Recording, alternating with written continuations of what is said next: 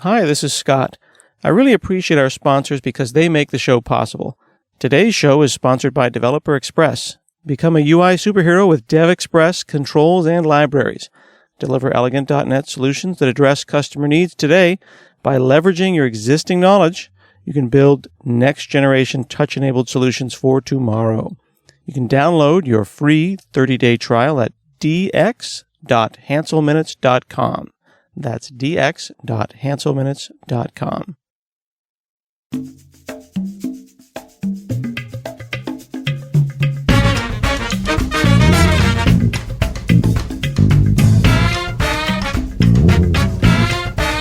From hanselminutes.com, it's Hansel Minutes, a weekly discussion with web developer and technologist Scott Hanselman. This is Lawrence Ryan announcing show number 506. In this episode, Scott talks with John Henry from Cofound Harlem about today's startup accelerators.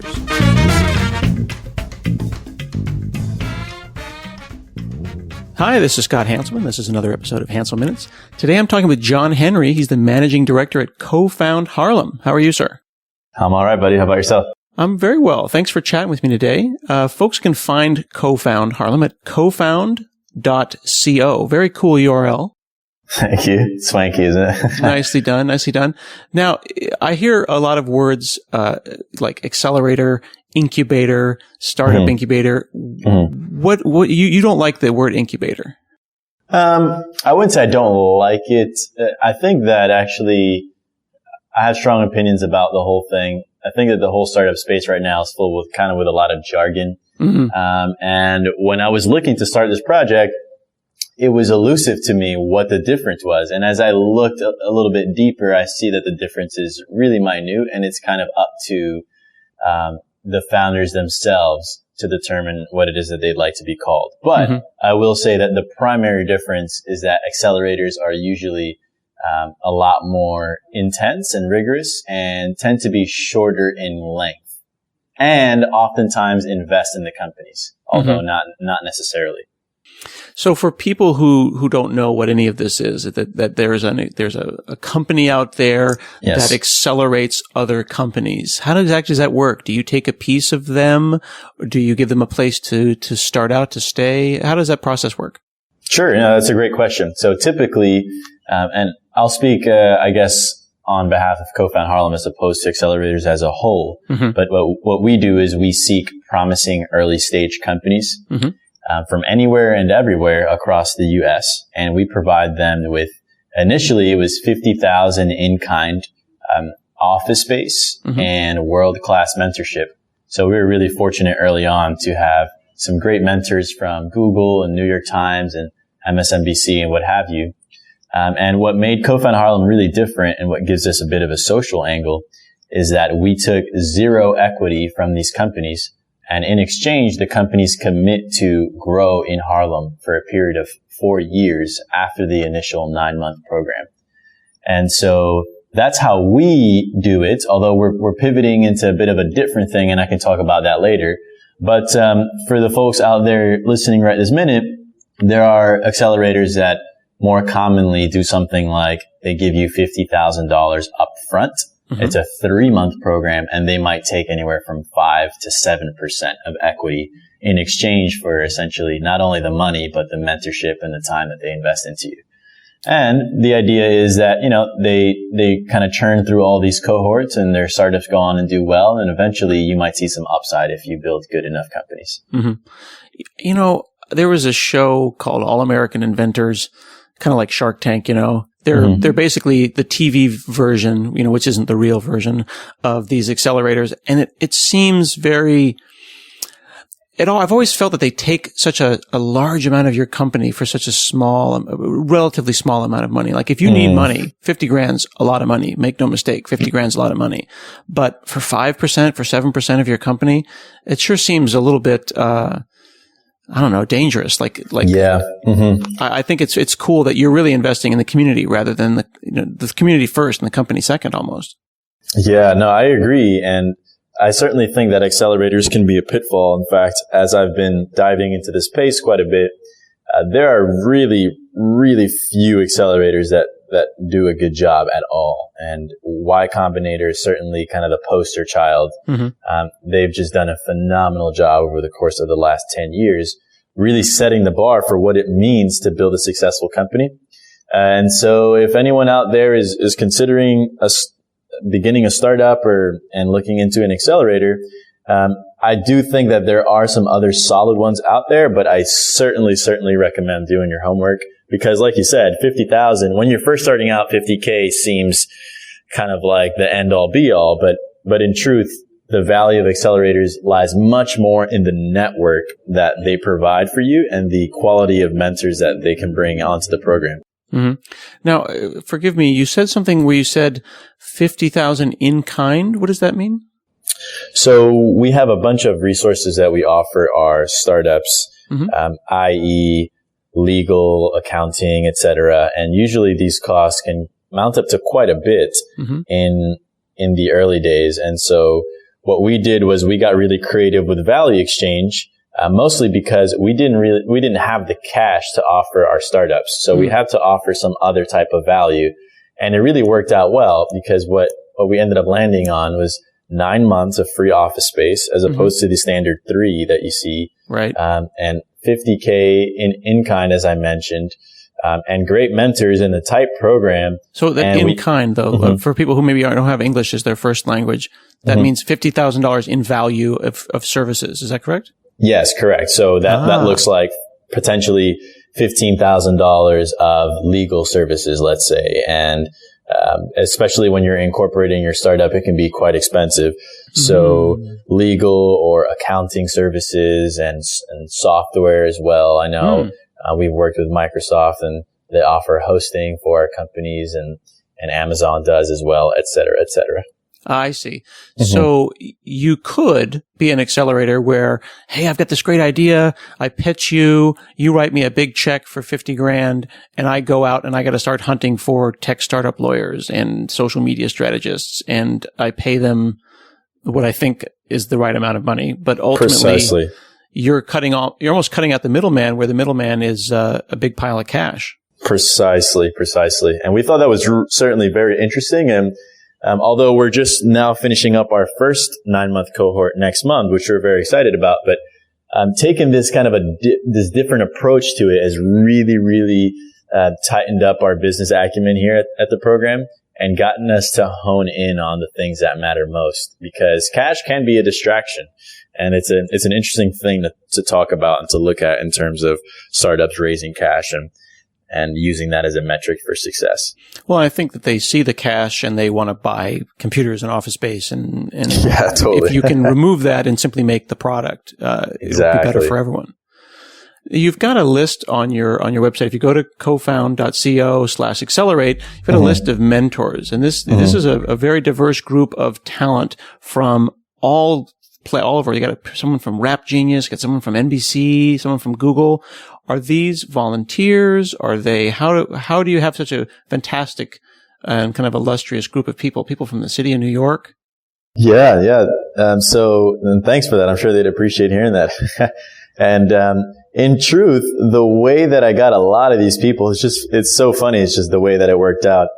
Before I became an entrepreneur, I was a doorman, and I was doormanning at a building that's just so near and dear to my heart. It's in Williamsburg, Brooklyn, on the waterfront there. And it just so happened to be the home of so many great founders. So the founders of Rap Genius live there, and the founders of Voxy live there, and the guy from Dooney and Burke, and really more than a handful of these mentors lived in the building. And I was always super earnest and genuine, and took pride in my work. I think that's something that came from my parents, having been immigrants. They always taught me, John, whatever you do it really well. And so when I was doormanning, I was the best damn doorman you could find. You know, I would learn your name, your kids' names, your pets' names, etc. And so eventually I got my first business opportunity to start my first company, and I went on and I did that. But I stayed in close touch with a lot of these folks, and I think that they couldn't help but to build this emotional connection with kind of my evolution as an entrepreneur, from having run my first startup and now doing this. And so that's really what kind of got the boat rolling. And the rest of them, the cool thing about doing a mission-driven company is that typically, if the mission is compelling enough, you can get people to buy into the vision and be a little bit more forgiving of the fact that there's limited resources to begin with. And so that has been really key for us as well, I believe. Some people say that it's, that it's the constraint that drives innovation, right? If you simply wrote everyone a check for $1 million, they might not create the same stuff. Totally. Agreed. What do the people who are the mentors providing the in-kind value get out of it? Are they volunteers, or are they they get the sense that they're building a community? Yep. It's been a mixture of both. Right this minute, though, as we're looking towards our next cohort and really making our offering a bit more robust, we're looking at a term called entrepreneurs in residence, where essentially we'd be paying a select group of these mentors to be a little bit more involved with the Accelerator program and hang around a bit more. But as of late, it's been these mentors are typically there's 4 per company, 4 assigned per company, and they allocate a certain amount of time. Certainly not anything too crazy, but they allocate time to have office hours with the startups. And so for the companies, it works really well. If, for instance, they're looking to foster a relationship with the New York Times, or if they're a media-based company, as an example, then some of our mentors here make good connections for them. They can just kind of groom their growth as they go along, et cetera. And they get nothing in return, really, other than just the sense of building a community. So, for example, I could potentially quit my job tomorrow and go and become the CTO at some startup. That could be a job I could have theoretically, or I could become but I could become like 1/8 of a CTO or 1/4 of a CTO, right? And give a new startup a slice of me and, 8 hours a week, something like that, right? That's kind of a fresh way to look at it. Yeah. You like that? Okay. Yeah, you can use that. I'll give you credit. Okay, cool. So that makes sense. So then again, if you look at the list here, you've got people who have expertise in DevOps, and you've got people who have expertise in education and tech startup lawyering and all that kind of stuff. Totally. So then as someone who joins a cohort, you get access to those people, and then you are assigned, your 4 or 5, basically your team gets bigger. You go from being a solo co-founder to you'd have like a support network. Totally. And we don't typically, like solo founders to begin with, but you can certainly see this as a more robust kind of extension of your team. Well, let's talk about that idea. This, you had a great article in June of this year called 5 Ways to Survive Being a Solo Founder. Yes. But you're not a programmer, is that correct? Correct. Because you can't do everything, right? You can't necessarily be the business head and be the tech head. So how do you feel that there always needs to be a tech head and a business head? Like, how many different people is like the sweet spot for a startup? Great question.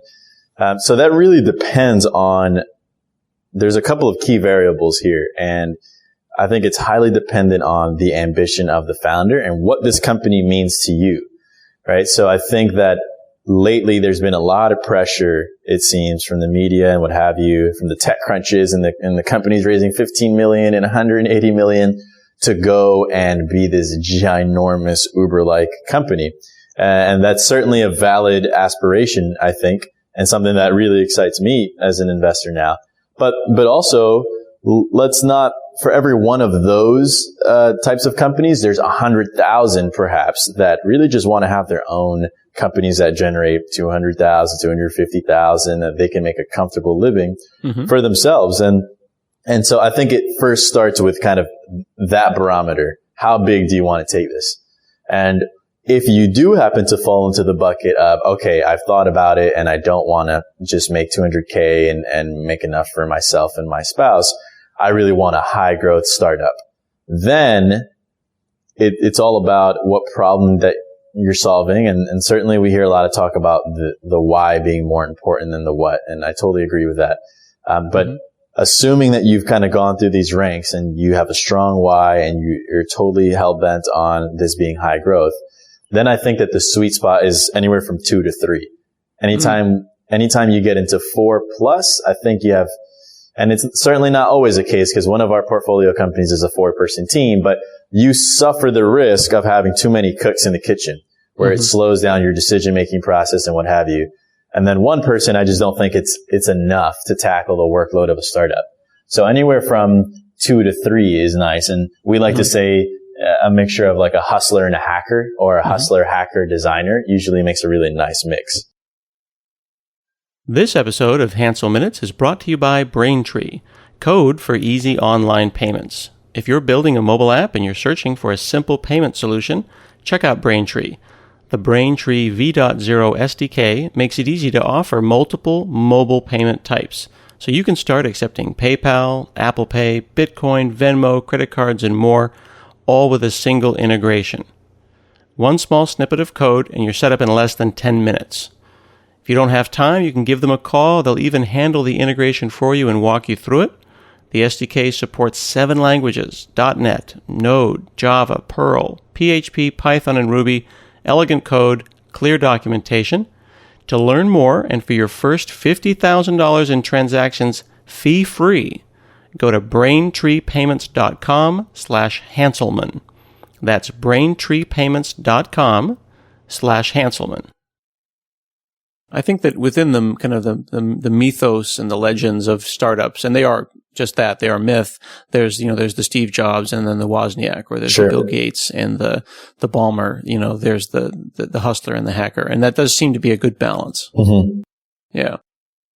So sorry, go ahead. Yeah, I was going to piggyback off that and just dive into, I wanted to dive into this hustler hacker thing because I think it's easy to say, but one of the elephants in the room, I believe, is this whole notion of how does a non-technical person deal with a technical person? What's that relationship like? What kind of lapses in communication are there? What are some assumed knowledge coming from both parties? And I just would love to dive into that. I know most of the audience listening right now are fairly technical, and perhaps they're kind of curious about the business side of things. Is it necessary? What's more important? Who's more valuable? How do I communicate the product? Who has unrealistic expectations, etc.? What do you think? Yeah, well, I think there's this, there's that phrase, wag the dog, right? Is the dog wagging the tail, or is the tail wagging the dog? And sometimes I feel like technical people, and I am definitely at fault in this as well. I've done this in the past. Make the tech because the tech is cool, right? And they don't think about fundamentals. They don't think about the business. They don't think about marketing it. I have a little startup that I made with my friend Greg Shackles. We are 2 techies though, and we made a dictation application so you can dictate into your iPhone, and it automatically, the dictation goes into the cloud and then drops into Windows. Oh, that's pretty neat. It's exactly, that's like, hey, that's cool. But we don't have any business knowledge. We struggled to put the LLC together. We still don't have the lawyer thing worked out. Right. Honestly, from a business perspective, we have no business plan. We just made something awesome, and we just thought that it would light the world on fire. Right, and right. It really didn't. You know what I mean? It just, I still feel like I could wake up tomorrow and maybe the world would have been lit on fire by our thing. But ultimately, that's a great example of, 2 techies making a techie thing, and then now we're disappointed that it didn't change the world. Right. And one of the things that kind of came to mind as you were speaking is, again, it's so incredibly important for the person, like self-awareness here is huge. The person, the individual must determine what it is that they're looking to do. So for a tech person that's just building really nifty products like the arcade that you have behind you and what have you, that's totally fine. Like there's a time and a place for that. Amen. If that's all you want to do kind of on the side while you work your main gig, then that's fine. However, if you're actively looking to build a business, a startup, then I think that this business acumen becomes important, although I differ from a lot of folks on this. I do think that business people are less and less valuable nowadays. I do think that MBAs I don't know, they're increasingly less relevant to how business is conducted in now's world. And this is as a business guy, but what's interesting for me in my personal development is my business acumen was not developed through school. I dropped out my first semester. My business acumen was developed through actually doing it. And I do think that humans learn in a very specific way. You only get good at doing exactly what you want to do. And I'm sure a lot of us have heard this example of, let's say basketball or golf. I can get Tiger Woods to every hour of every day that I'm awake for years just speak to me about putting the golf ball. But until I go out on that green and do it myself, I'm not going to get any better at it. And so with that said, tech folks who are interested in building a product, if the why you're doing it is there and it's burning inside of you and you can't not do it. You wake up every day and you really strongly believe in this. Sure, this business stuff might not come naturally to you, but it will slowly but surely begin revealing itself to you through relentless perseverance. And while I do think that business folks add some value, I think increasingly less so.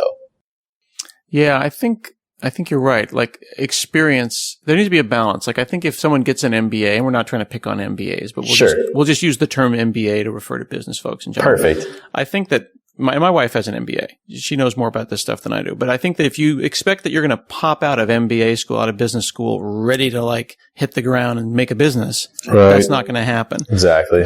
But I think that when I meet people who had an internship, when it became interns and then built a business, as after their MBA, I always like programs that balance the academic and the realistic. Like when I did my software engineering degree, which is not computer science, it's actually software engineering. It was required to get an internship at the end of the program, and your last term before you got your degree had to be an internship at a real company. And I thought that was very practical. They literally forced you. You could not graduate unless you worked somewhere. And I do they should do that more. Like every college should do that, when people immigrate to the US, and they want to get an H-1, they want to get a work visa. Totally. There's this thing called, optional practical training, right? It's basically a year after you graduate from college where you can work in the US to get you get your practical traiing. That's something that immigrants do, but it seems like people that were born here just take a year off, Why isn't there a fifth implied year of undergraduate? You do your school and then you go out and you work for a year, and we just know that you have to go and work for a year, and you not work for a year to make money, but work for a year to learn. Right. It sounds like you accelerated that. You did your semester, and then you're like, okay, I don't learn effectively like this. I'm going to go out in the world and learn effectively. Yeah, no, sure. And, there's certainly much to be said for that. I'm sure we can have discussion after discussion on this subject. I do think education right this minute is ripe for disruption, precisely because it's proving more and more to be less relevant, in my view. I think it's less relevant because startups are increasingly a growing part of our GDP. In fact, the internet, I was reading the study, is pretty interesting. The internet accounts for, if it were its own section in the GDP, for 3.4% of GDPs across 12 large developed countries, which I thought was fascinating. And so it's not going away. It's here. And now that we have mobile devices, it's just creating opportunities for previously unthinkable scalable business models. And so we're just seeing technology applied to so many different fields that otherwise didn't have it. And it's exploding. And I think education and government is just lagging behind. So I do think, to your point, that we need to start seeing some fusion of behind the textbook and application. Yeah. And so I'm excited to see what comes of that. I am. It's something that I kind of have on my radar quite a bit. So let me ask you this, though. On your page, you have education partners, though. Yes. You've got the Fordham University. You've got the Design Innovation Center. Are these partners that you've selected because they have a disruptive perspective on education? Great question. I've never had anyone ask me that. And also a great observation there. I am very passionate about making sure that entrepreneurship is, if not a viable alternative to higher education, should you feel that you don't learn well in university, at least supplementary to your education, if you do indeed think that this path is for you. And so, the folks over at Fordham University have a phenomenal data department. In fact, the actual branch, if you will, is called the Center of Digital Transformation. And their students are just dying to get their hands on any real data problems, which I find interesting. The director over there told me, he's like, John, these problems, and their kids are bright, but they're solving theoretical problems. And they're so out of touch, I believe. And so it had occurred to him that wouldn't it be neat if we worked with startups that are working in a bit of a more dynamic environment where we can solve actual problems for them. And so time and time again now, we've given them a unique problem for them to crack, and they've taken a stab at it. More recently, one of our portfolio companies, BandHub, you guys should check them out, bandhub.com. They're now the largest online music collaboration community in the world. So just quite simply, people make music together on BandHub. But so they had a request where they wanted to, integrate some degree of machine learning to their software, where they can provide audio tracks of single instruments to the students, and based on timbres and certain subsets and frequencies, the students would be able to develop a machine learning system that can identify what type of instrument it's listening to. Oh, and wow. So that's just been one of the many neat things that we've done with Fordham. And City College and Gutman, also something similar, although not centered around data as much as it is entrepreneurship. Yeah, it's really significant. You said a lot there, but I want to call out that I like that the Fordham University Center is called the Center for Digital Transformation. Someone consciously decided that was a name because it served it declared what they were about, transformation, which I think is really significant. But I also like the idea that you're giving, I say kids, but you're giving college students something to work on that is real, that is fundamental, that is a startup, as opposed to the theoretical crap that we give them now, Why aren't we going into, to have freshman year maybe be the basics, but by sophomore year, why aren't we going in there with accelerators and real business problems and making those the assignments? Totally agreed. That seems like such an obvious bit of low-hanging fruit, though. I think that I would suspect that the rank and file at the colleges would be afraid that would cause dropouts, that would cause folks to say, oh, wow, this is much cooler. If I quit, I can do this full time. The trick would be to find the balance and ideally have someone have enough time that they could finish their degree and do a startup at the same time, perhaps. And one thing that I want to note, and I think it was a brilliant observation of yours, to the audience listening, that's a great business opportunity if anyone should feel inclined to tackle it. But in large here, entrepreneurs are always looking for gaps and opportunities to do something a bit better. And so for me, you're entrepreneurially minded in that you noticed the gap and you said, wouldn't that be nice? And so for entrepreneurs, it's just this constant, that would be cool, or that could be done a lot better. And should you feel strong enough about one particular thing that maybe, usually it's like an issue that's close to home. So if there's something out for anyone listening that's just constantly comes to mind and it's just burning and you feel really strongly about it, and it certainly helps that you technical odds are, if you're listening to the show. And then from there, I think the business acumen just kind of falls into place and you may have something real in your hands. Right. Absolutely. I like that term though, the gap, because I'm starting to think about where all the gaps are, right? There's the gap between the business person and the technical person, but up-leveling that even more, I always talk about the gap between the business requirement, which is really easy to say, right? Business person says, oh, well, I want the computer to identify what kind of instrument that is.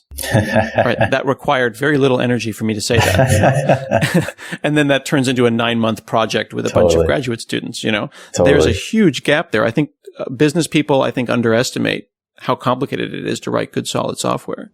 I I agree. And I was in that bucket for so long. I remember when I brought in my first CTO, my first company was an on-demand laundry startup. So it was very heavy on the logistics front. And so pretty much my CTO was building a layer of logistics to power our deliveries and such. And we had to do things like routing the drivers and prioritizing which deliveries came first and which customers paid a premium for time-sensitive orders and so on. And I came into this whole game of tech startups, again, having A, not been technical, but B, just kind of waving my wand and saying, okay, dude, do this. And I want it done in 3 days. And it was just this incredibly unrealistic expectation of my CTO. And through developing that relationship and a lot of arguing and a lot of headbutting and so forth, we've begun to get to a better and better place where he understood my sense of urgency because I cared only about growing the business. And I started uncovering, oh, okay, wow, front end development is a thing. Back end is a thing. There's different skill sets for each. And I even separated IT from the rest of the, so I began kind of drawing out the landscape of all things technical. And I think from the perspective of non-technical people, a tech person, and I put that, I was just using air quotes, is just this one person that kind of covers the entire spectrum of the whole thing, and they can work super quickly.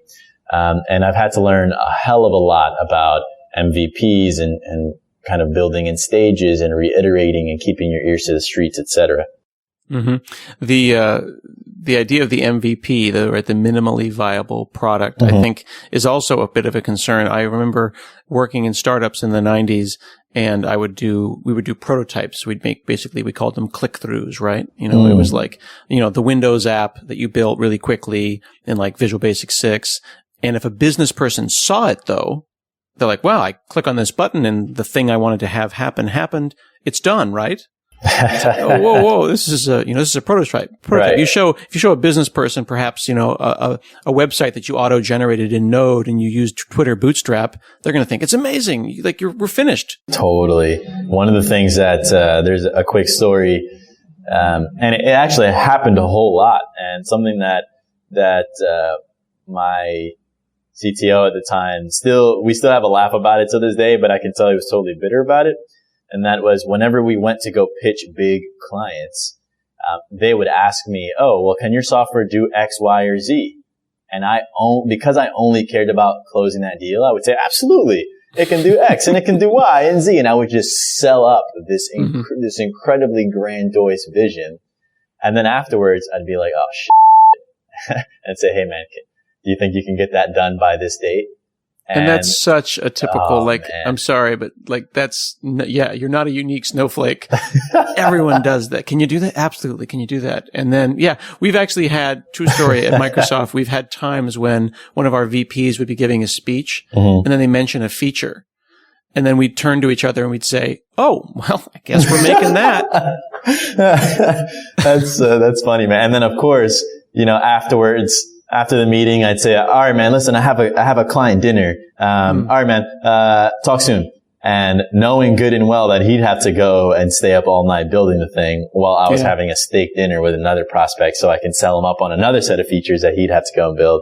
And so it's this vicious cycle that I've gotten much, much, much, much better about. In fact, I would say I sympathize now more with the tech people, and now that I'm an active investor in the tech space. So, but it took an evolution, I would say.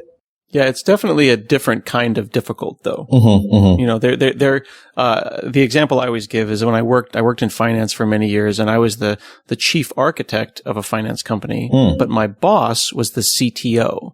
So I was the bridge between, the engineering and the CTO, and he was the bridge up even further, like up into the execs. Right. So he was the business side of the technical and I was the technical side of the business. And we kind of balanced each other. And a chief architect was thinking about, is this the right technology stack? And then he would think about the business ramifications of picking a technology stack. Oh, wow. That's really refreshing to me. I wasn't aware of that distinction there between, someone who's thinking about the business side of technology. Now, obviously though, his technical proficiency was pretty high, Yeah, he definitely was, but he also had I was the nerd that they would bring in for the steak dinners that didn't know how to order wine. And he was the business person who was extremely technical, could write the code, but also knew how to play golf. You know, it was one of those kind of balances. When a company gets larger, I think sometimes you need your chief architect, your chief programmer. Totally. And that's different from a CTO. You know, a CTO is the person that keeps the CEO and the technical person from killing each other. Wow. Now that's funny because in a startup on the opposite end of the spectrum, right? When you have like a 3-person team, the CTO is typically the programmer, the architect, everything. And, perhaps after some seed funding, the CTO essentially becomes a project manager, and still is hands-on. And probably post Series A, it depends on how good the team is. But one of the things that I see often, and it's really kind of sad, but as startups bring in more and more capital and they have increasing pressure, there comes a point where when you raise a financing round, it's no longer a relief. You're now thinking about how you can turn that money into 20x the money that you got. Right. And so they start bringing in these high-powered executives, and sometimes the original co-founders step down into VP roles and all kinds of stuff. But certainly a story for another day. Yeah, I think that in this particular case, my CTO had both an MBA and a master's in computer science, so he was kind of the ideal individual for that. And I think that would be like, that's the unicorn that you'd want to find, someone who is the bridge between the business and the technical. I think also though that programmers they want to be CTOs because it's such a big title. You know, that's like the old, I want to be the CTO, the most chief technical person. That doesn't mean you need to be the best programmer or the smartest programmer. That's smart. Something that I hadn't considered that I'm going to run over and tell the folks at the Accelerator now. Actually, they're over right next to me hacking away. I'm in the conference room. Oh, very cool. So folks can check this out at Cofound, cofound.co. And can they follow you on Twitter? Yeah, totally. I'm at John Henry Style. Pretty active on there. So that's JOHNHENRY Style, like the word STYLE. So check me out. I'm happy to jump on a call or a quick conversation with anyone who's interested in learning a bit more about what we're up to. Very cool. Well, thanks so much for your time today. Scott, thanks so much for having me, man. I appreciate it. This has been another episode of Hansel Minutes, and we'll see you again next week.